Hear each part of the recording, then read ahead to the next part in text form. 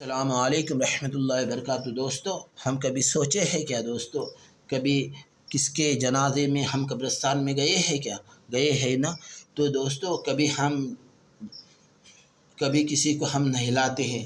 دیکھو دوستو، بچپن میں دیکھو، اول ہمیں دوسروں کے ہاتھوں سے نہانا ہے اور آخر میں ہمیں دوسروں کے ہاتھوں سے نہانا ہے۔ اول ہمیں جب ماں کے پیٹ سے ہم دنیا کے زمین پر آتے ہیں تو ہمیں کپڑے کوئی اور پہناتا ہے اور آخر میں بھی کپڑے کوئی اور پہنائے گا۔ دوستو، اس کا خیال رکھے، کیونکہ زمین پر چلتے ٹائم ہمیں اکڑ کر نہیں چلنا ہے، تکبر سے نہیں چلنا ہے، اللہ کی اور پیارے نبی کی ناراضگی والے قدم نہیں ڈالنا ہے، کیونکہ دنیا کی زندگی جو خوبصورتی ہے نا، چہرے کی خوبصورتی، یہ چند دنوں کے واسطے ہے۔ یہ 40 سال کے بعد اس چہرے پر جھرڈی آتی ہے، اس چہرے کو دیکھنے والا کوئی نہیں رہتا۔ اس چہرے کو زیادہ یہ 10 سال 15 سال کی رونق رہتی ہے۔ یہ رونق ایک بار نکل کر گئی تو یہ بعد میں نہیں رہتی ہے۔ اس لیے اپنے ایمان کی حفاظت کرنا ہے، اپنی نظروں کی حفاظت کرنا ہے، اپنے دل کی حفاظت کرنا ہے، اپنے 360 جوڑ کی حفاظت کرنا ہے، اور اس دنیا سے جب ہمارے رخصتی کا وقت آئے تو ہم اپنے اللہ کو راضی کر نکل جائے، کیونکہ ہمارا خاتمہ ایمان بالخیر ہو، اللہ کے رضا والی موت نصیب فرمائے۔ اللہ پاک یہ دعا کرنا ہے ہمیشہ کہ اے اللہ تیرے رضا والی موت نصیب فرمائے، تیرے نبی کے ناراضگی والی موت سے ہماری حفاظت فرما۔ اللہ سے مانگتے رہنا ہے۔ اور دوستو، جب قبرستان میں جائے تو ہم اللہ کا ذکر کرے، دعا کرے کہ اے اللہ یہ جو جنازہ جا رہا ہے، ایک وقت آئے گا کہ اے اللہ میرا بھی کوئی جنازہ اٹھائے گے، مجھے بھی نہلائے گے، مجھے بھی کفنائیں گے، اور میری بھی جنازے کی نماز پڑھائی جائے گی۔ تو وہ وقت آنے سے پہلے اپنے ایمان کی تیاری کرنا ہے دوستو، کیونکہ ہمارے پیارے نبی صلی اللہ علیہ وسلم کے زبان سے اللہ پاک نے یہ بات نکالی ہے کہ عقل مند اور ہوشیار جو وہ شخص ہے جو مرنے سے پہلے اپنے ایمان کی تیاری کر لے۔ اللہ عمل کرنے کی توفیق نصیب فرمائے۔ دوستو دیکھو، بچپن میں جب ماں کے پیٹ سے ہم نکلتے ہیں تو ہمیں نہلانے والا الگ رہتا ہے، کپڑے پہنانے والا الگ رہتا ہے، اسی طرح آخر وقت میں بھی ویسا ہوتا ہے جب ہم دنیا سے چلے جاتے ہیں۔ جب ہمیں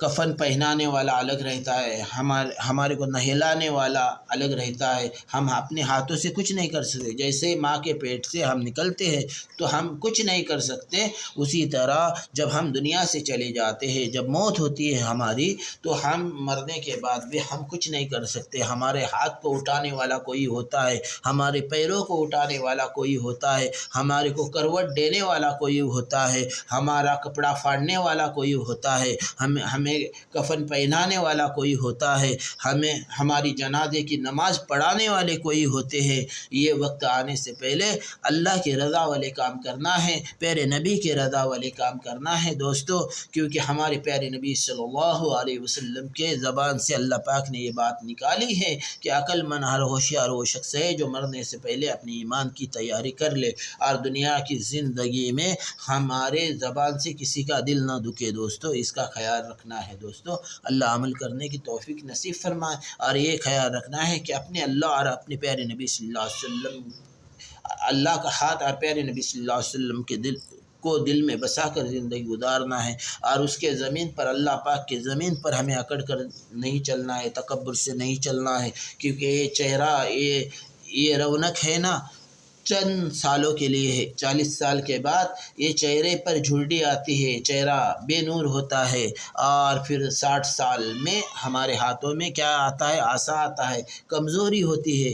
جو جوانی میں ہم جو کام کرتے ہیں وہ بڑھاپے میں نہیں کرتے۔ بڑھاپا آنے سے پہلے اپنی موت کی تیاری کرنا ہے، اپنے اللہ کے رضا والے کام کرنا ہے۔ ہمیں یہ گارنٹی ہم بول سکتے ہیں کہ 30 سال 40 سال ہو چکے ہیں، لیکن ہم آگے کی زندگی کتنی باقی ہے یہ اللہ کے سوا کوئی نہیں جانتا دوستو، کیونکہ ملک الموت بھی، عزرائیل علیہ السلام بھی اس علم سے بے خبر ہے۔ عزرائیل علیہ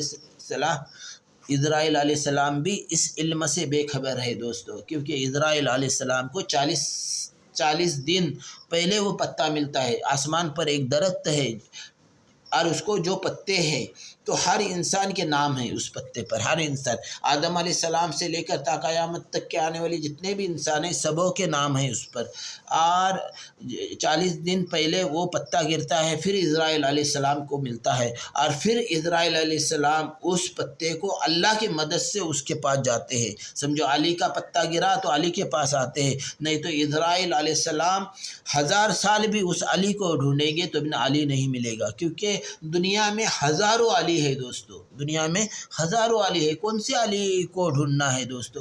اسی طرح اللہ کی مدد سے اسرائیل علیہ السلام اس علی کے پاس جاتے ہیں۔ یہ ہمارا یقین بن جائے کہ دنیا کا کوئی بھی معاملہ ہو، دنیا کا کوئی بھی کام ہو، دنیا میں کوئی بھی چل رہا ہے، دنیا میں کوئی بھی کام کر رہا ہے، دنیا میں جو انسان کھا رہے، 18,000 مخلوقات جو کھا رہی ہے، 18,000 مخلوقات جو چل رہی ہے، 18,000 مخلوقات جو پھر رہی، یہ اللہ کے حکم کے بغیر کچھ نہیں کر سکتی۔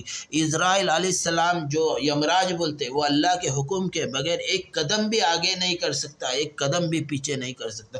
دنیا کے جتنے بھی 18,000 مخلوقات ہے وہ اللہ کے حکم کے بغیر ایک قدم بھی پیچھے نہیں کر سکتی، نہ آگے کر سکتی ہے دوستو۔